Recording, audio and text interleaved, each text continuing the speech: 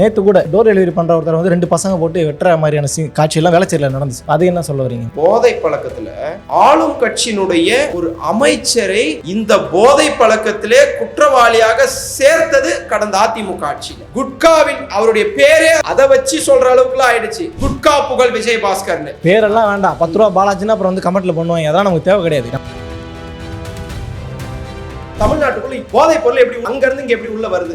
இங்க வந்து உற்பத்தி ஆகல. எங்க இருந்து வருது? பிற மாநிலங்கள்ல வருது. பிற மாநிலங்கள்ல இருந்து அலோவ் பண்றது யார் தப்பு? தமிழ்நாடு காவல்துறையா? தமிழ்நாடு காவல்துறையா? மற்ற மாநிலங்கள்ல வெளியே வர வண்டியை செக் பண்ணி அனுப்பாது தமிழ்நாடு காவல்துறையா? பிற மாநிலங்கள் மேல பிற மாநிலங்கள்ல இருந்து சார் இங்க உற்பத்தி இல்ல. உற்பத்தியை தமிழ்நாடு அரசு தடுத்து இருக்கிறது. இல்லை நீங்கள் 1-2 கடந்து போயிருங்க. அது 1-2 இருந்து எத்தனை 100 கிலோங்கிறத இப்போ கேள்வி. அதுக்கு நம்ம கிட்ட தரவுகளும் இல்லை, பதிலும் இல்லை. அதுதான் சொல்றேன். உற்பத்தி இல்லை. இங்க போதை பொருள் உற்பத்தி தடை செய்யப்பட்டிருக்கிறது. வெளி மாநிலத்துல எங்க உற்பத்தி ஆகிற அந்த உற்பத்தியை தடுங்க. உற்பத்தியை தடுக்க வேண்டிய தமிழ்நாடு அரசு கடமையா? உற்பத்தி செய்ய வேண்டிய மாநிலத்தினுடைய கடமை. வெளி மாநிலம் தப்பு பண்றாங்க, அந்த காவல்துறை கண்டுக்கல. சரி, உள்ள வரும்போது நம்ம என்ன பண்ணிட்டு இருக்கோம்? இன்றைக்கு ஏதாவது ஒரு அமைச்சர்கள் மீது இவர்கள் போதையை உள்ளே கொண்டு வருகிறார்கள், இவர்கள் தலைமையில் தான் போதை பொருள் பட்டுவாடா நடக்குது அப்படின்னு நீங்க சொல்லுங்க. போதைப் பொருள் பழக்கத்தை பத்தி பேசும்போது இளைஞர்கள் 2000க்கும் மேற்பட்டோர் கிட்டத்தட்ட போதைப் பொருள் 1 வருஷத்துல மட்டுமே தற்கொலை பண்ணியிருக்கிறாங்கன்ற ஒரு புள்ளிவிவரத்தை கொடுத்திருக்கிறாரு. தற்கொலைகளின் தலைநகரமாக இருக்கு அப்படிங்கிற ஸ்டாப் பண்ணுங்க. தற்கொலைகளின் தலைநகரம் யார் சொல்றது? அது ஒரு ஆளுநர் சொல்றாரு. 2023 தரவுகள் படி 1,71,418 சூசைட்ஸ் நடந்திருக்கு. சார், சூசைட்னா அதுக்கு அரசாங்கம் பொறுப்பேற்றுக்காது. அதாவது 12th முடிச்சுட்டு காலேஜ் போற உயர்கல்வியில சேருகிற மாணவிகள்ல இந்தியாவிலே ஃபர்ஸ்ட் பிளேஸ் சார் தமிழ்நாடு. வேற எந்த ஸ்டேட்லயும் ஃபீமேல்ஸ் வந்து after completing 12th standard higher ஸ்டடீஸுக்கு போற எண்ணிக்கையில தமிழ்நாடு தான் சார் ஃபர்ஸ்ட் பிளேஸ். இவர் என்ன சார் பெண்களை பத்தி பேசுறாரு ஆளுநர்?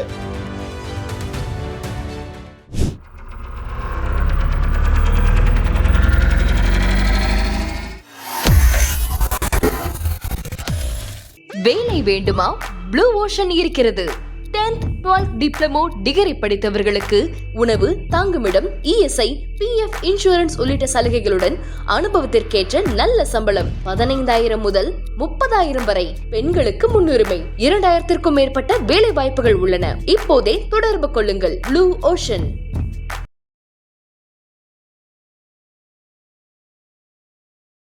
தமிழ் நேயர்களுக்கு வணக்கம். இன்றைய நேர்காணலில் நம்மோடு இணைந்திருக்கிறார் திமுக செய்தி தொடர்பாளர் திரு ரஜினி அவர்கள். பல்வேறு அரசியல் நிகழ்வுகள் குறித்து நம்ம பேச இருக்கிறோம். வணக்கம் ரஜினி. ஆளுநருக்கும் உங்களுக்கும் அப்படி என்னதான் பிரச்சனை? அவர் ஒன்று சொன்னால் நீங்கள் ஒன்று சொல்கிறீங்க, நீங்கள் ஒன்று சொன்னால் அவர் ஒன்று சொல்லிட்டு வெளியேறாரு. ஏன்னா இதோட 3வது முறை அவர் சட்டசபை விட்டு வெளியேறாருன்னு நினைக்கிறேன். ஃபர்ஸ்ட் ஆஃப் ஆல், ஏன் இந்த முரண்பாட்டிலேயே போய்கிட்டு இருக்கீங்க திமுகவும் ஆளுநரும்? முதலாவதாக இது 3வது முறை அல்ல, இது 4வது முறை. 2023, 24, 25, இந்த முறை 26. தொடர்ந்து 2023 முதல் அவர் கடைபிடித்து வருகிற ஒரு செயல், திராவிட முன்னேற்ற கழகத்தின் திராவிட மாடல் அரசின் சாதனைகள் மக்களுக்கு கொண்டு போய் நாம் ஒரு சேர்க்கக்கூடிய கருவியாக அமைந்து விடக்கூடாது.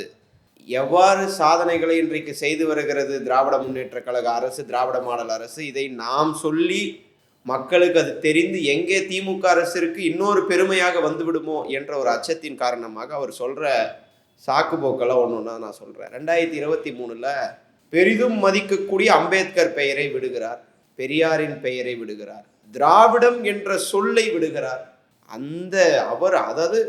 அவர் படிக்கக்கூடிய அந்த கவர்னர் உரையில இருக்கக்கூடிய அந்த உரையில இந்த வார்த்தையெல்லாம் விட்டு படிக்கிறார். அப்போ அம்பேத்கர் பெயரை இவர் விடக்கூடிய அளவிற்கு அம்பேத்கர் பெயரை உச்சரிக்க மறுக்கக்கூடிய இந்த ஆளுநர், அண்ணா சொல்லுவார், ஆட்டுக்கு தாடியும் நாட்டுக்கு ஆளுநரும் எதற்கு என்று, இது இரண்டுமே பிரயோஜனம் இல்லாது என்று சொல்லுவார்கள். ஆனால் இன்றைக்கு எங்களுடைய தளபதி அவருடைய உரையில சொல்லியிருக்கிறார், இப்படி அண்ணா சொல்லியும் தலைவர் கலைஞர் அவர்கள் தொடர்ச்சியாக சொல்லி வந்தும் கூட ஆளுநருக்கு தரக்கூடிய மரியாதையை என்றைக்கும் திராவிட முன்னேற்ற கழகம் எப்போதெல்லாம் ஆட்சி அமைக்கிறதோ அப்போதெல்லாம் தந்து கொண்டிருக்கிறோம், அவர்களுக்கு உரிய மரியாதையை தந்து கொண்டிருக்கிறோம். பொன்முடி இப்படி போன் கேட்காம சரி அந்த மாதிரி சொல்றீங்களா சட்டசபையில்? இன்றைக்கு அவரை அவமதிக்கிற செயல் ஏதாவது சட்டமன்றத்தில் நடைபெற்றதா? இன்றைக்கு ஏதாவது அந்த மாதிரி நடைபெற்று இருக்கிறது? நடக்கலையான்னு கேட்குறேன். நடக்கல. அவமதிக்கிற மாதிரி அவர் ஏதாவது ஒரு தகாத வார்த்தையிலையோ இல்லை ஆளுநரை வந்து சட்டமன்றத்துக்கு நீங்கள் அதாவது எப்போதுமே ஆண்டினுடைய தொடக்கத்தில் ஆளுநர் உரையோடு தான் சட்டமன்றம் தொடங்குவது மரபு. அந்த மரபை பின்பற்றக்கூடிய வகையில் அவருக்கு அதாவது இன்னைக்கு அவர் சொல்கிறாரு, நான் அந்த ரிப்போர்ட் அதாவது அந்த உரையை பார்த்த உடனே நிறைய அதாவது தவறுதலாக இருக்குது அப்படின்னு சொல்கிறாரு. அவர் ஒன்று புரிஞ்சுக்கணும், தமிழ்நாட்டு மக்கள் முட்டாள் இல்லை. இன்றைக்கு கொடுக்கப்படுகிற இன்றைக்கு அவர் வாசிக்கக்கூடிய அந்த உரை என்பது இன்னைக்கு அவர் கொடுக்கல. 2 நாட்களுக்கு முன்பாகவே ஆளுநர் மாளிகைக்கு தமிழ்நாடு அரசு சார்பாக அனுப்பி வைக்கப்படும். ஏதாவது அவருக்கு பிழை இருந்தால் அவர் அந்த இன்டிமேஷனை ஆளுநர் மாளிகை வாயிலாக கொடுக்கணும். அப்போ கொடுக்கல. நீங்க எப்படியோ படிச்சிருப்பீங்க, அப்போ கொடுக்கல. இன்றைக்கு இதுல ஏதாவது அரசியல் செய்ய வேண்டும். பாஜகவினுடைய ஒரு ஏஜென்டாக இங்கே செயல்பட்டு கொண்டிருக்கிற ஆளுநர், அவங்களுடைய அஜெண்டாவை இங்கே செயல்படுத்தக்கூடிய துடித்து கொண்டிருக்கிற ஆளுநர் இன்றைக்கு ஏதாவது பண்ணணும். இங்க இதை நம்ம பேசணும்னா தான் அதான் மக்கள் பார்ப்பாங்க, இதுல பிழை இருக்கு அப்படின்னு சொல்லிட்டு அவர் நிறைய விஷயங்களை இன்றைக்கு அங்க எதுவுமே பேசாததுக்கு காரணம் என்ன சொன்னாரு? தேசிய கீதம் அவமதிக்கப்படுகிறது. அதான் நான் சொல்ல வரேன், தேசிய கீதம் அவமதிக்கப்படுதுன்னு சொல்றதுல எங்க ஆர்எஸ்எஸ் கைக்குள்ளேயே ஒரு மாறிடுறாரு. சரி, சட்டமன்றத்தை விடுங்க, நீங்க பள்ளிக்கூடம் போயிருப்பீங்க. நீங்க பள்ளிக்கூடம் தொடங்குறப்ப பிரேயர்னு ஒன்று வைப்பாங்க. அதுல ஃபர்ஸ்ட் எது போடுவாங்க? தமிழ் தாய் வாழ்த்து. இறுதியில் என்ன போடுவாங்க? அது ஏதாவது நிகழ்ச்சி வச்சாங்கன்னா தேசிய கீதத்தோட தமிழ்நாட்டுடைய பண்பு. அது உங்களுக்கும் தெரியுது. இப்ப நீங்க உங்க வாயால தான் சொல்றீங்க. இதுல என்ன தவறு இருக்குது? இல்லப்பா, அவர் சொல்றதே தவறு இல்லையா? காலகாலமாக ஆமா, அவர் சொல்ல தப்பு. சரி, அதாவது பாராளுமன்றத்திலே தேசிய கீதம் சொல்லிட்டு ஆரம்பிக்கிறாங்கன்றதுல சாதனைகளை பேச மறுக்கிறேன் சார். எனக்கு இந்த சாதனையை சொல்றதுக்கு விருப்பமே இல்லை அப்படின்னா நான் என்ன தெரியுமா சொல்லுவேன்? இதுல இது சரியில்லை, பேப்பர் கிழிஞ்சிருக்கு. இந்த சின்ன பசங்களாம் சொல்லுவாங்க பார்த்தீங்களா, அதில் எரேசர் வச்சு இது பண்ணிட்டாங்க, எழுத்து தெரியல, அதனால் நான் இதை படிக்க மாட்டேன் போ அப்படின்ற மாதிரி ஒரு சின்ன புள்ளத்தனமோ ஒரு ஆளுநர். இதுக்கு என்னன்னா, தமிழ்நாட்டுக்கு வந்திருக்கிற RN ரவி அவர்கள் தொடர்ந்து இன்றைக்கு எங்களுடைய முதல்வருடைய உரையிலே சொல்லி இருக்கிறார். சார், இவர் வெளியில போய் சனாதனத்தை பத்தி பேசுறாரு. பல்கலைக்கழக மாணவர்கள்கிட்ட சனாதனத்தை பத்தி பேசுறதுக்கு இவருக்கு என்ன இருக்கு? அது அவருடைய தனிப்பட்ட விஷயம். அதுலெல்லாம் நாங்க தலையிடல. இது ஒரு சட்டமன்றம். சட்டமன்றம் என்பது ஆளுநருடைய உரையில் தொடங்குவது என்பது மாண்பு. தொடர்ந்து ஒரு 4 வருஷமா இதை புறக்கணிச்சிட்டு வரீங்க. இதை படிக்காம வெளியேறீங்கன்னா உங்களுடைய நோக்கம் என்ன? திமுகவினுடைய சாதனைகளை உங்களால் பொறுத்து கொள்ள முடியவில்லையா? இல்ல, அவர் ஒரு லிஸ்ட் போடுறாருல, சாதனை நீங்க சொன்ன சாதனை எல்லாம் ஒரு லிஸ்ட் போட்டு சொல்றாரு. சொல்லுங்க. பெண்கள் பாதுகாப்புல ஃபர்ஸ்ட் எடுப்போம். போக்சோ பாலியல் வன்புணர்வு சம்பவங்கள் 55% மேலாகவும், பெண்களுக்கு எதிரான பாலியல் தொல்லைகள் 33% மேலாகவும் அதிர்ச்சி அளிக்கும் வகையில் அதிகரித்துள்ள போதிலும் பெண்கள் பாதுகாப்பு குறித்து இந்த உரை முழுமையாக புறக்கணித்துள்ளதுன்னு சொல்றாரு. சரி, வேற எல்லாத்துக்கும் நான் இது பதில் சொல்றேன். போதைப் பொருள் பழக்கத்தை பத்தி பேசும்போது இளைஞர்கள் 2000க்கும் மேற்பட்டோர் கிட்டத்தட்ட இந்த போதைப் பொருள் 1 வருஷத்துல மட்டுமே தற்கொலை பண்ணியிருக்கிறாங்கன்ற ஒரு புள்ளிவரத்தை கொடுத்துருக்கிறாரு. தலித் மக்கள் மீதான அத்துமீறல்களும் தலித் பெண்களுக்கு மீதான நடக்கக்கூடிய அத்துமீறல்களும் அதிகரிச்சிருக்கிறதா சொல்றாரு. தற்கொலைகளின் தலைநகரமாக இருக்கு அப்படிங்கிற ஸ்டாப் பண்ணுங்க. தற்கொலைகளின் தலைநகரம் யார் சொல்றது? அதை ஆளுநர் சொல்றாரு. 2023க்கு அப்புறம் NCRB ரிப்போர்ட் வரல. 2023 தரவுகள் படி 1,71,418 சூசைட்ஸ் நடந்திருக்கு. சார், சூசைட்னா அதுக்கு அரசாங்கம் பொறுப்பேற்றுக்காது. ஏன் நான் சொல்றேன்னா, தற்கொலைகள் ஒருவருக்கு தனிப்பட்ட விஷயமா இருக்கலாம். நேற்று முன்தினம் கூட சைதாப்பேட்டையில ஒரு பகுதி செயலாளர், அதிமுக பகுதி செயலாளர் தூக்கு போட்டுக்கிறார். அப்போ அவர் தூக்கு போறதுக்கு தனிப்பட்ட காரணங்கள் இருக்கலாம். அந்த தூக்கு போடுறத அவரோட தனிப்பட்ட விஷயம். சூசைடுன்றது அவர் தற்கொலைகளின் தலைநகரம் தமிழ்நாடுன்றதுனால நான் பேச வரேன். தற்கொலைகளின் தலைநகரம் தமிழ்நாடு இல்லை, சிக்கிம். அதாவது ஹையஸ்ட் சூசைட்ஸ் எங்க நடக்குதுன்னா சிக்கிம். ரெண்டாவது கேரளா, மூணாவது சத்தீஸ்கர். இந்த ஃபர்ஸ்ட் 3 இடத்துலையுமே தமிழ்நாடு இல்லை.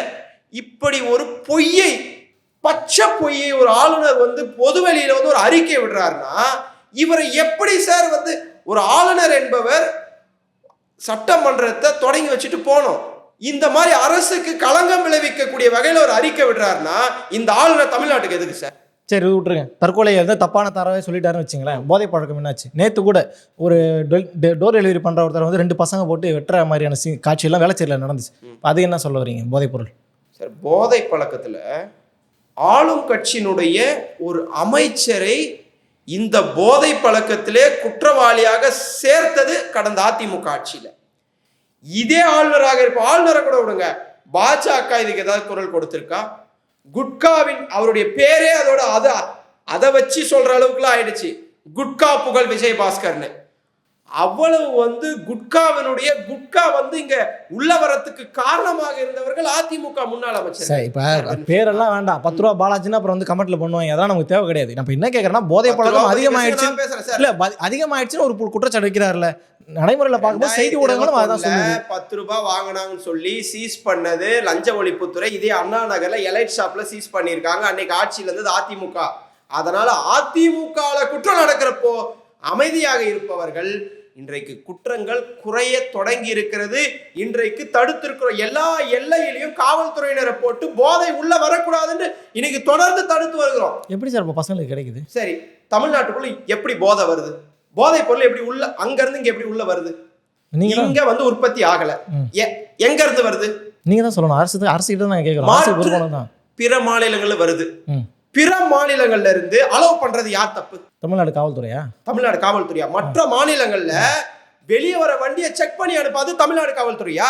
ஓ, பிற மாநிலங்கள் மேல பிற மாநிலங்கள்ல இருந்து சார் இங்க உற்பத்தி இல்ல, உற்பத்தியை தமிழ்நாடு அரசு தடுத்திருக்கிறது. அப்போ வேற எங்க உற்பத்தி ஆகுது இல்ல? உற்பத்தி ஆகி வர்றதே பெரும்பாலும் நாங்கள் தடுத்து வருகிறோம். ஆனால் 1-2 உள்ள வந்துருது. அந்த மாநிலத்துல அதை அலோவ் பண்ணி அங்க போதை கலாச்சாரத்தை வளர்த்து விட்டு இங்க தமிழ்நாட்டுக்கு அனுப்புறது யார் தப்பு சார்? இல்ல, நீங்க 1-2 கடந்து போயிருங்க. அது 1-2 இருந்து எத்தனை 100 கிலோங்கிறதா இப்ப கேள்வி. அதுக்கு நம்ம கிட்ட தரவுகளும் இல்ல, பதிலும் இல்ல. அதுதான் சொல்றேன். இங்க உற்பத்தி இல்லை, இங்க போதைப் பொருள் உற்பத்தி தடை செய்யப்பட்டிருக்கிறது.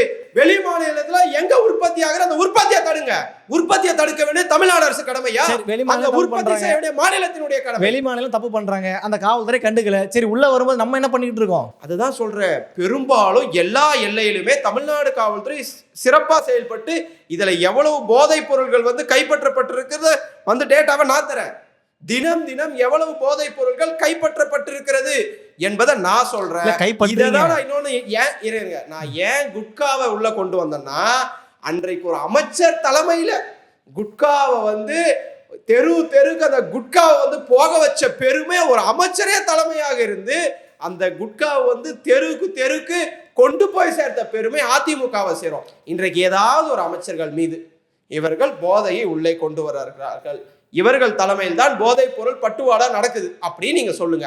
ஆனா அதிமுக அந்த மாதிரி இருந்துச்சு. ஆனா இன்றைக்கு ஆளுநர் எதை சுட்டி காட்ட விரும்புகிறார்? அதே மாதிரி சொல்றாரு பெண்கள் பாதுகாப்புன்னு சொல்லிட்டு. சார், அதிமுக ஆட்சியில கேஸ் கொடுக்க வர பயந்தாங்க சார். சார், பொள்ளாச்சி சம்பவம் நடந்து எத்தனை நாள் கழிச்சு அந்த பெண் வெளியே வந்து உண்மையா சொன்னா சார். இன்றைக்கு நேத்து நடக்குது ஒரு சம்பவம்னா நாளைக்கு வந்து புகார் கொடுக்கக்கூடிய அளவிற்கு இன்றைக்கு எல்லாத்தையும் உங்களுக்கு புகாரா வாங்க, ஏதோ ஒரு வகையிலாவது உங்களுக்கு தொலைபேசி எண் தரோம், உங்களுக்கு விழிப்புணர்வை வந்து ஏற்படுத்துறோம்.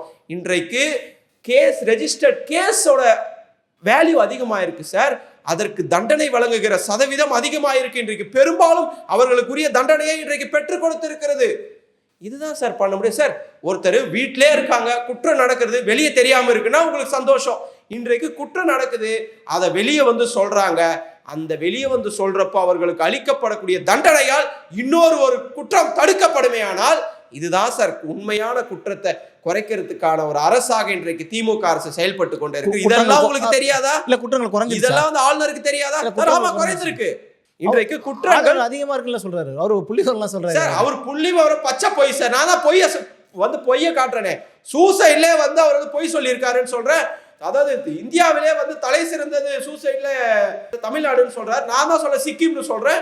என்சிஆர்பி ரிப்போர்ட்ல நான் சொல்றேன். இல்ல, போக்சோல 55% அதிகமா இருக்குன்றாரு அவரு. சார், தொடர்ந்து நான் சொல்றேன். அவர் என்ன வேணா சொல்லிக்கிட்டோம். அவர் சொல்றது நான் இப்பவே அதுக்கான டேட்டாஸ் உங்ககிட்ட தரேன்.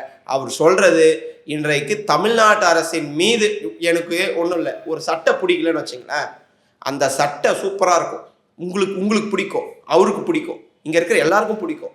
ஆனால் அந்த சட்டையில் நான் வந்து என்ன தெரியுமா சொல்லுவேன், இதில் ஏதோ வந்து கலர் மாறி இருக்குது, இதில் வந்து ஓட்டை இருக்குது. நானே ஓட்டை போட்டு கூட என்ன சொல்லுவேன், இதில் ஓட்டை இருக்குது, இந்த சட்டை எனக்கு வேணான்னு சொல்லுவேன். அப்போது திமுகவின் அரசின் மீது பாஜகவிற்கு இருக்கக்கூடிய வன்மத்தை கக்கக்கூடிய ஒரு ஏஜென்ட் தான் இந்த ஆளுநர். அப்போது தமிழ்நாடு அரசின் மீது ஏதாவது ஒரு புகார் சொல்லணும். எம்எஸ்எம்இல வந்து இறுதி என்ன சொல்லியிருக்காரு, அதை நீங்கள் வந்து அதை படிக்காத விட்டீங்கன்னா அதை படிங்க. எம்எஸ்எம்இ பத்தி ஒன்று சொல்லியிருப்பார் பாருங்க, அதை படி. தொழிலை நடத்துவதற்கான வெளிப்படையான மற்றும் மறைமுக செலவுகள் காரணமாக எம்எஸ்எம்இ துறையினர் பெரும் அழுத்தத்தில் உள்ளனர். வேலைவாய்ப்பு மற்றும் வளர்ச்சிக்கு இது மிக முக்கியமான துறையாகும். இருப்பினும் நாட்டில் பதிவு செய்யப்பட்ட 55 மில்லியனுக்கும் அதிகமான எம்எஸ்எம்இகளுடன் ஒப்பிடும்போது தமிழ்நாட்டில் பெரும் வளர்ச்சி வாய்ப்புகள் இருந்தும் சுமார் 4 மில்லியன் மட்டுமே உள்ளன. தமிழ்நாட்டைச் சேர்ந்த தொழில் முனைவோர் தங்கள் நிறுவனங்களை மற்ற மாநிலங்களுக்கு மாற்ற வேண்டிய கட்டாயத்தில் உள்ளனர். இந்த விவகாரம் முற்றிலுமாக புறக்கணிக்கப்பட்டுள்ளது. கரெக்டாக தானே? ஆந்திராவுக்கு போயிருந்தாங்களே இப்போ ஃபாக்ஸ்கானு, கூகுள் கூட அங்கே தான் போயிருந்தாங்க. MSME medium small enterprises, micro small medium enterprises, எம்எஸ்எம்இன்னு சொல்லுவாங்க சார். இதில் அவர் என்னன்றாரு, மிகவும் குறைந்திருக்கிறதுன்றார் சார். இன்றைக்கு நீங்கள் புள்ளி விவரம் நீங்களே கூட எடுத்துக்கோங்க, இல்லை நான் தரதை நான் கூட இதை காட்டுறேன். இந்தியாவிலே எம்எஸ்எம்இ ரெஜிஸ்டர்ட் எம்எஸ்எம்இயோட கவுண்ட்ல இந்தியாவில் 3வது இடம் தமிழ்நாடு. இது தப்பா இருந்தா ஆளுநரை என் மேல வந்து வழக்கு கூட போடட்டும், நான் வந்து போய் சொல்றேன்னு சொல்லிட்டு. 3வது இடம் இந்தியாவிலே, 3வது இடம் தமிழ்நாடு. சார் 29 ஸ்டேட்ஸ்ல 3வது இடம் பிடிக்குது, அதை வந்து நீங்க கடைசி இடம் சொல்லுவீங்களா? பச்சை பொய்யா இல்லை சார். சார் பார்க்குற மக்களுக்கு தெரியும் சார் உண்மை. இன்றைக்கு எல்லாத்துலயும் சரி, நீங்க இவ்வளோ குறைய சொல்றீங்களே, மத்திய அரசு ஒன்றிய அரசு கீழேங்கிற ரிசர்வ் வங்கியினுடைய தரவரிக்கையில சொல்றாங்களே 16% ஜிஎஸ்டிபியை தமிழ்நாடு அச்சீவ் பண்ணி இந்தியாவில் ஃபர்ஸ்ட் பிளேஸ்னு, அதுக்கு ஏதாவது ஒரு அப்ரிசியேஷன் கொடுத்துருக்கலாமே. இவ்வளோ பொய்ய சொல்றீங்களே, ஒரு உங்களுடைய தரவுகளில் இருக்கிற அந்த 16% ஜிஎஸ்டிபி பத்தி ஒரு அப்ரிசியேஷன் தந்துட்டு போயிருக்கலாமே சார். இல்லை, நீங்கள் ஒப்பந்தங்களை மீட்டு வந்தால் 12 லட்சம் கோடி ஒப்பந்தம் நாங்கள் எடுத்துகிட்டு வந்திருக்கோம்னு சொல்கிறாங்கல்ல, அதையே அவர் என்ன சொல்கிறாருன்னா காகித அளவில் மட்டும்தான் இருக்குது, அதனும் நடைமுறையே படுத்தலை. நடைமுறைப்படுத்தாமல் அப்படியே பெருசாக வந்து போதாரமாக பேசிக்கிட்டு இருக்காங்கன்ற குற்றச்சாட்டும் வைக்கிறார் சார். நடைமுறைப்படுத்தலையான்னு உலக முதலீட்டாளர்கள் மாநாடு நடத்தி அவ்வளவு முதலீட்டாளர்களையும் இந்தியாவிற்கு, அதாவது ஒரு மாநிலம் இன்னொரு மாநிலத்துக்கு போட்டியாக இருக்கும். ஆனால் இங்கே என்ன தெரியுமா, 29 மாநிலத்தில் தமிழ்நாடு இந்தியாவுக்கே போட்டியாக இருக்குது. அப்படி முதலீட்டாளர்கள் மாநாட்டை நடத்தி புரிந்துணர்வு ஒப்பந்தங்கள் போட்டு முதலீட்டுகளை வந்து இங்கே கொண்டு வந்திருந்தா இதை நடைமுறைப்படுத்தலை சார். நடைமுறைப்படுத்துவதற்கு இன்ஃப்ராஸ்ட்ரக்சர் டெவலப்மெண்ட் தேவை. அடுத்து வந்து அவர்களை வந்து அங்கே இடம் பார்க்கணும், அதாவது உற்பத்தி செய்கிற திறனை வந்து உருவாக்கணும். இதே ஃபாக்ஸ்கான் நிறுவனத்துக்கு சரி, இன்றைக்கு வந்து எலக்ட்ரிக் காரை வந்து இதே முதலமைச்சர் தான் போய் தொடங்கி வச்சாரு. அந்த நிகழ்வுகள்லாம் நீங்களும் பார்த்துருப்பீங்க. இன்றைக்கு தொடர்ந்து ஸ்ரீபெரும்புத்தூர்லேருந்து திருவள்ளூர்லேருந்து கம்பெனி அங்கே இருக்க தொழிற்சாலைகள்லாம் உயர்ந்து வருகிறது. அங்கே இருக்கிற தொழிற்சாலைகளுடைய எண்ணிக்கையெல்லாம் படிப்படியாக உயர்ந்து வருகிறது. அங்கே இருக்கிற மக்களுக்கு வேலை வாய்ப்பை உருவாக்கி கொண்டு இருக்கிறதா இது நம்முடைய திராவிட மாடல் அரசு இவ்வளவும் செய்து கொண்டிருக்கிறது. ஒரு முழு பூசணிக்காக சோத்துல மறைக்கிற கதையா இவங்க எதுவுமே பண்ணலன்னு சொல்லி சார் ஒரு அதிமுக தகவலை தரலாமா சார்? அதிமுக கூட வெள்ளை அறிக்கை கொடுங்கன்னு சொல்லிச்சு. எத்தனை இளைஞர்கள் நீங்க வேலை வாய்ப்பு கொடுத்தீங்கன்னு வெள்ளை அறிக்கை கொடுங்க அப்படின்னு கேட்டாங்க சார். வெள்ளை அறிக்கையா? நாங்க சொல்றோம் சார், என்ன கவுண்ட்னு உங்களுக்கு நான் தரேன். நீங்க அரசியல் செய்யணுன்றதுனால வெள்ளை அறிக்கையெல்லாம் கேட்டீங்கன்னா உங்களுடைய இதுக்கு சார், எங்களுக்கு மக்களுக்கு என்ன செய்யணுன்றது மக்களுக்கு தெரிஞ்சா போதும். உங்களுக்கு வெள்ளை அறிக்கை நீங்க அதை வச்சு அரசியல் பண்ணணுன்றதுக்காக, உங்களுடைய அரசியல் செய்வதற்காக திமுக அதுக்கு உடன் போகாது. எவ்வளவு பேர் பயன்பெற்று இருக்கிறார்களோ சார், என்னைக்குமே அந்த பயன் பெறுவாங்க பத்தி அந்த பயனாளிகள் அவர்களுக்கு தெரியும் சார். இந்த திட்டத்தினுடைய அதாவது மகிமைலாம் ஒரு திட்டத்தின் கீழே இன்றைக்கு வந்து பயனடைந்து கொண்டிருக்கிறாரு. வேலை வாய்ப்புல இன்றைக்கு தொடர்ந்து அதாவது பெண்களை பத்தி பேசுறாரு சார். இன்னைக்கு இடைநிற்றல் இல்லாத, அதாவது 12th முடிச்சுட்டு காலேஜ் போற உயர்கல்வியில சேருகிற மாணவிகள்ல இந்தியாவிலே ஃபர்ஸ்ட் பிளேஸ் சார். இது தமிழ்நாடு. வேற எந்த ஸ்டேட்லையும், அதாவது ஃபீமேல்ஸ் வந்து after completing 12th standard higher ஸ்டடீஸுக்கு போகிற எண்ணிக்கையில் தமிழ்நாடு தான் சார் ஃபர்ஸ்ட் பிளேஸ். இவர் என்ன சார் பெண்களை பற்றி பேசுகிறார் ஆளுநர் சார்? ஆளுநர் என்பவர் உள்ளபடியாக ஆளுநருக்கு என்றைக்கும் திமுகவை பொறுத்தவரையில், தமிழ்நாடு அரசு பொறுத்தவரையில் அவருக்கு உரிய மரியாதையை அளிப்போம். ஏன்னா அவர் ஒரு ஆளுநர். ஆட்டுக்கு தாடியும் நாட்டுக்கு ஆளுநர் எதற்கு என்று சொன்னாலும் அவர்களுக்குரிய ஒரு அங்கீகாரத்தையும் மரியாதையும் திமுக கொடுக்கும் சார். ஆனால் தொடர்ந்து இந்த மாதிரி நீங்கள் சொன்ன டேட்டாஸ் நான் எல்லாமே போய் நான் வந்து நிரூபிச்சிட்டேன். ஆனால் இன்றைக்கு எடப்பாடி பழனிசாமி அவர்கள் வெளியே வந்து பேட்டி கொடுக்குறப்ப சொல்கிறாரு, ஆளுநருக்கு இவங்க சரியாக எழுதி கொடுத்துருந்தா சரியாக அவர் படிச்சிருப்பாரு அப்படின்னு சொல்லிட்டு இதுலேயும் அரசியல் செய்ய நினைக்கிற ஒரு எதிர்கட்சி தலைவர். நாளைக்கு வந்து எதிர்கட்சி தலைவராக இருக்கிற எடப்பாடி பழனிசாமி மாநில உரிமைகளை மீட்பதற்கு ஓரணியில் இருக்கணும். அவர் ஒரு எதிர்கட்சி தலைவர். ஆனால் ஆளுநருக்கு ஜால்ரா தட்டுனுக்கிறார். இதுக்கு பார்க்கறதுக்கே இல்ல, எனக்கு அந்த எடப்பாடி பழனிசாமி தான் உங்கள்ட்ட அறிக்கை கேட்கறாரு, வெள்ளை அறிக்கை கொடுங்க, எவ்வளவு வாய்ப்பு வந்திருக்கு, எவ்வளவு எத்தனை லட்சம் கோடி வந்திருக்கு, எதை செலவு பண்ணிருக்கீங்க, எதை வச்சிருக்கீங்கன்னு கேட்கறாரு, கொடுக்க மாட்டீங்களா? சார் அது ஒரு பக்கம் வச்சுடுங்க. நான் சொல்றேன், இன்றைக்கு ஆளுநர் ஒரு சட்டமன்றத்தை அவமதிச்சுட்டு போறார் சார். சட்டமன்றத்தை அவமதிக்கிறார்னா முதல்வரோ அது கண்டனம் தெரிவித்திருக்கிறார். ஒரு பிரதான எதிர்க்கட்சியினுடைய தலைவர் எடப்பாடி பழனிசாமி, சட்டமன்றத்தினுடைய எதிர்க்கட்சி தலைவர். ஒரே ஒரு வார்த்தையாவது சார் அமித்ஷா அது கூட விட மாட்டாரா என்ன? ஏன்பா இவர் ஏதாவது பேசிட்டு ஆளுநர் ரவின்னு ஏதாவது கேட்பாரா? நீங்க தான் மைக் ஆஃப் பண்ணி விளையாடுறீங்களாமே அவர் கூட. மைக் ஆஃப் பண்ண சார் அவரு நீங்க அதையும் சொல்லியிருக்காரு அவர், லிஸ்ட் படிச்சிருப்பீங்க. பொய்யில் அது ஒரு பொய். ஃபர்ஸ்ட் வெளியே வர்றப்ப என்னன்னு சொல்லிட்டு வந்தாரு, தேசிய கீதம் அவமதிக்கப்படுகிறது. தேசிய கீதம் அவமதிக்கப்படுவதனால்தான் நான் வெளியேறேன்னு சொல்லிட்டீங்க. இப்போ நான் ஆளுநர் மாளிகைக்கு போயிட்டு திரும்பி வந்து மைக் ஆஃப் பண்ணி போடுறாங்க. அப்ப எது உண்மை? தேசிய கீதம் அவமதித்ததா, மைக் ஆஃப் பண்ணதா? எதனால நீங்க வெளியே தேசிய கீதம் அவமதித்தனா எப்படி, எந்த கணக்குல சொல்றாரு? வாசிக்கலன்றதுனால அவமதித்தன்றாரா? தமிழ் தாய் வாழ்த்து முதல்ல போடுறாங்க, தேசிய கீதம் இறுதியில் தான் போடுவாங்க. அவர் என்ன சொல்றாரு, தேசிய கீதம் ஃபர்ஸ்ட் வேணும்ன்றார். சார் நம்ம தமிழ்நாட்டில் பாரம்பரியமாக எல்லா இடத்துலையும், சட்டமன்றம் மட்டும் இல்லை, சட்டமன்ற மாண்பே அதுதான், சட்டமன்ற மரபே அதுதான். ஃபஸ்ட்டு தமிழ் தாய் வாழ்த்து, முடிகிறப்போ தேசிய கீதம். இதை அவர் மாற்றணுன்றார் சார். நான் தான் அதான் சொன்னேன் உங்களுக்கு, ஒரு சட்டை எனக்கு பிடிக்கலன்னா அதில் ஏதாவது ஓட்டை நானே போட்டு கூட ஓட்டையாக இருக்குன்னுவேன். அந்த மாதிரி ஏதோ ஒன்று திமுக அரசுக்கு, தமிழக அரசுக்கு ஏதாவது களங்கம் விளைவிக்க வேண்டும். இந்த ஒற்றை குறிக்கோளோட இங்கே வந்திருப்பவர் தான் ஆளுநர் ரவி அவர்கள். ஆளுநர் ரவி அவர்கள் ஆளுநராக பதவியேற்றவுடன் எந்த அரசியல் சாயமும் இல்லாத பணியாற்றுபவர் தான் ஆளுநர். ஆனால் பல்கலைக்கழக மாணவர்களிடம் சென்று சனாதனத்தை பற்றி பேசுகிறார். சனாதனத்தை பற்றி பேசுறதுக்கு எதுக்கு சார் ஆளுநர்? ஆளுநருக்கு என்ன உரிமை இருக்குது சார் சனாதனத்தை பற்றி வந்து மாணவர்கள்கிட்ட போய் பேசுறதுக்கு? நீங்கள் ஆளுநர் எந்த கட்சியுடைய ஒரு சாயலும் இல்லாத இருக்கணும், எல்லாருக்குமான ஒருத்தராக நீங்கள் இருக்கணும். நீங்கள் அங்கே போய் சனாதனத்தை பற்றி பேசுறீங்கன்னா அப்போ யாருடைய கொள்கைகளை இங்கே விதைப்பதற்காக இங்கே அனுப்பப்பட்டவர் ஆளுநர் ரவி அவர்கள். இந்த பேட்டியின் வாயிலாக நான் சொல்லுகிறேன், உடனடியாக ஒன்றிய அரசு ஆளுநர் RN ரவி அவர்களை திரும்ப பெற வேண்டும். இதுக்கு பிறகு முதல்வர் என்றால் மாநிலங்களை ஒருங்கிணைத்து, இப்போ ஒரு விதி இருக்கு பார்த்தீங்களா, ஆளுநர் உரையோடு தான் சட்டமன்றம் துவங்க வேண்டும் என்று. அந்த விதியை நீக்குவதற்கு எல்லா மாநிலங்களையும் ஒருங்கிணைத்து எங்களுடைய முதல்வர் அவர்கள் நிச்சயம் அந்த சட்ட திருத்தத்தை கொண்டு வருவார். அதில் இன்னொரு விஷயமும் குறிப்பிட்டு சொல்லியிருந்தாரு. அதாவது இந்த செவிலியர்கள் மாதிரி ஆசிரியர்கள் மாதிரி போராடக்கூடியவங்களுக்கு சரியான முறையில் அவங்க எதுவும் கொடுக்க மாட்டாங்கன்ற மாதிரி சொன்னார். ஏன்னா இடைநிலை ஆசிரியர்கள் தொடர்ச்சியாக கைது பண்ணிட்டு இருக்காங்க. இப்படி பல போராட்டங்களும் திமுக ஆட்சி நடக்குதுல்ல, அதையும் மறுப்பீங்களா? எடப்பாடியால் செய்ய முடியாதது, அம்மையார் ஜெயலலிதா அவர்களால் செய்ய முடியாதது, 23 ஆண்டு கால பிரச்சனையை இன்றைக்கு தீர்த்து வைத்திருக்கிறது எங்களுடைய திராவிட மாடல் அரசு. 23 ஆண்டு கால பிரச்சனை சார், அந்த ஓய்வூதிய பிரச்சனை இன்னைக்கு ஒரு பெரிய பிரச்சனை. அதை இன்றைக்கு தீர்த்து வைத்திருக்கிறோம். எல்லாத்துக்கும் ஒரு சில கால அளவு இருக்கும் சார். எல்லாத்தையும் செயல்படுத்தினா, எல்லாத்தையும் ஓவர் நைட்ல செயல்படுத்த யாராலையும் முடியாது. படிப்படியா இன்றைக்கு செயல்படுத்தி கொண்டு இருக்கிறோம். ஒரு குற்றச்சாட்டு என்ன தப்பு இருக்கு?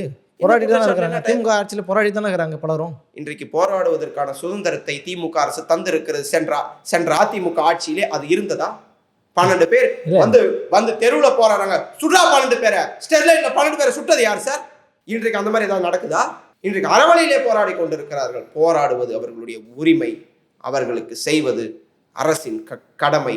கடமையை அறிந்து எங்களுடைய முதல்வர் அவர்கள் விரைவில் அனைவருக்கும் எல்லோருக்கும் எல்லாம் என்ற ஒரு வாக்கியத்தின் அடிப்படையில் எல்லோருக்கும் எல்லாம் கிடைத்திட நிச்சயமாக அவர்களுடைய குரலுக்கு விரைவில் அவர்களுக்குரிய தீர்வை எங்களுடைய முதல்வர் அவர்கள் வழங்குவார். சரி, இன்னும் ஒரு கேள்வியோடு நான் நிறைவு செய்கிறேன். ராசா எம்பி அவர் வந்து ஒரு மேடையில் பேசியிருந்தார். பேசும்போது என்ன சொல்கிறாருன்னா, திருமாவளவன் சாதி தலைவர்ன்ற ஒரு வார்த்தையை பயன்படுத்தினார். எனக்கு அவர் மேலே மரியாதை இருக்குது, அவரை விட பெரிய சாதிக்காக பேசுகிறவங்களாம் இருக்கான்னு சொல்லி இந்த சாதிக்குள்ளே அவரை வந்து அடக்கக்கூடிய வேலையை செஞ்சாங்கன்னு சொல்லி விசிக தொடர்ச்சியாக பல்வேறு தமிழகத்தில் பல்வேறு மாவட்டங்களில் போராட்டம் நடத்திட்டு இருக்காங்க. RSS பார்வையில் அவர் வந்து பார்க்குறாரு ராசா அப்படிங்கிற அளவுலாம் குற்றச்சாட்டு வைக்கிறேன். ஒரு எம்பி ஒரு பொது மேடையில் பேசுகிறோம், ஒரு பெரிய தலைவரை பேசுகிறோம், கூட்டணி தலைவரை பேசுகிறோம், நண்பரை பேசுகிறோங்கிறது கூட தெரியாமலே பேசுகிறாரா? சாதியின் அடிப்படையில் ராசா அவர்கள் பேசியிருக்கிறார் என்று நீங்கள் சொல்லுவது எனக்கே ஒரு வேடிக்கையாக இருக்கிறது. அவர் அந்த நோக்கத்தில் பேசவில்லை என்பதுதான் என்னுடைய கருத்து. ஒரு உயர் ஜாதியில் இருப்பவர்கள் தன்னை விட தாழ்ந்திருப்பவனை விமர்சித்தால் அது வேறு வகையாக எடுத்துக்கொள்ளப்படும். ஆனால் அண்ணன் ராசா அவர்கள் மிகவும் பிற்படுத்தப்பட்ட, மிகவும் தாழ்த்தப்பட்ட சமுதாயத்தில் இருந்து ஒரு கிராமத்திலே வளர்ந்து, சுமார் அவருக்கு வந்து 7-8 அண்ணன் தம்பிங்களோட வளர்ந்து, ஒரு விவசாய குடும்பத்தில் சாதாரண கூலி வேலை செய்யக்கூடிய ஒரு கூலி வேலை செய்யக்கூடிய விவசாய குடும்பத்தை சார்ந்து இருந்து வந்த அண்ணன் ஆராசா அவர்கள் படிப்படியாக உயர்ந்து சாதாரண கூலி தொழிலாளியின் பிள்ளையும் மத்திய அமைச்சராகலாம் என்று அவரை மத்திய அமைச்சராக அங்கே ஒரு தாழ்த்தப்பட்டவரும் மிகவும் தாழ்த்தப்பட்டவரும் மத்திய அமைச்சராகலாம் என்று ஒரு சமூக நீதியை நிலைநாட்டிய தலைவர் முத்தமிழறிஞர் தலைவர் கலைஞர் அவர்கள். அவர் இந்த மாதிரி சாதியின் அடிப்படையிலே பேசியிருப்பார். நான் அந்த காணொலியை பார்த்தேன். அவர் அந்த நோக்கத்தில் பேசவில்லை. அவர் என்னுடைய நண்பர் என்று குறிப்பிட்டு தான் அவர் அதை பேசியிருப்பார். அதனால அவர் பேசுவதை ஊடகங்கள் பெரிதுபடுத்தி அவர் இப்படி பேசியிருப்பாரா, அவர் பேசியதை வெட்டி போட்டு இவர் இப்படி பேசியிருக்கிறார், அவர் அந்த நண்பர்ன்றதை தூக்கிட்டு அவர் பேசின அந்த ஒரு வார்த்தையை மட்டும் வைத்து அவர் மீது அவதூறு பரப்பலாம் தேர்தல் நேரத்தில் என்று எதிர்க்கட்சிகள் செய்யக்கூடிய வேலையாகத்தான் இதை பார்க்கிறேன்.